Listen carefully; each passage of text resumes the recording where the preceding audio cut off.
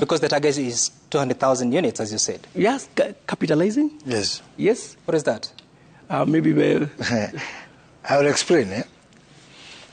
The whole concept of the housing fund, and I'm hearing people say that, let me just digress a bit, Sam, with your permission. No, please, we are tying matters here. No. Just Kenya, capitalization. Kenya spends 650 billion shillings every year on education to educate buffoons like that, Professor Omenya. Please don't call me he called us stupid. We can't use that. He called our program stupid and he's a buffoon. I wonder why we invest in education. But anyway, let me get back to this point. This money that we are supposed to put in here is supposed to get into the capital market ultimately.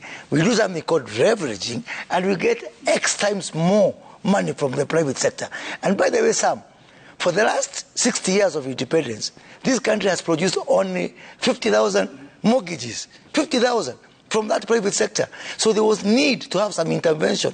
And we're not saying we crowd out the private sector from this housing thing. But the 73 billion which CS0 is supposed to collect out there is supposed to go to the capital market, to the financial system, and multiply 6 times more. Can you imagine? If 73 billion is able to leverage 10 times and we get 700 billion. I don't have a problem with that. The question is very specific. So you collect 73 billion shillings in 12 months. And then you turn it around to the private sector. Hold on. 10 times. At the same time you're building houses. The target is to build 200,000 according to CS0. So when do you multiply? When do you build? How much are you building in a year at how much? Let me say this. Today, these houses are not being built by government. Even today. They are being built by private sector. Okay. But the money that Jero is collecting is for telling the private sector person, if you build this house, you can sell to the market. In the unlikely event that the market is not undertaking it, then CS Jero undertakes it, to offtake from that. But you see now, for every 1 shilling that Jero, offtakes, 9 others can be taken by me and you in the private market. Maybe I think it's too complicated for you. Kuria anasema asante sana. Vile vile Mheshimiwa Waziri Zakari Njeru, asante sana. Mawaziri waliokuwa pamoja nasi hapo awali, Susan Nakumecha Wafula alikuwa pamoja nasi, na vile vile Waziri Simon Chelugui. Tunasema asante kwa mchango wenu.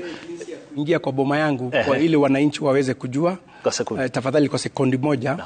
Kitaka kuingia, for you to start saving on affordable housing, you go through the Boma Yangu portal, through USSD *832#. Then you pick the scheme, the typology of the house you want, and the place where you want, and immediately you start saving. So it's good for wananchi to know that. Na tupatane siku ya Jumatatu, County ya Laikipia, tukilaunch Industrial Park ya Laikipia, na tutakuwa live kwa runinga Citizen, ndio Wakenya wajionee ukweli, sio. Asante sana Waziri, shukran Sam. All right, Waziri, don't leave yet. We want to cross over to Jeff and Lulu in the Monanchi studio to take us home.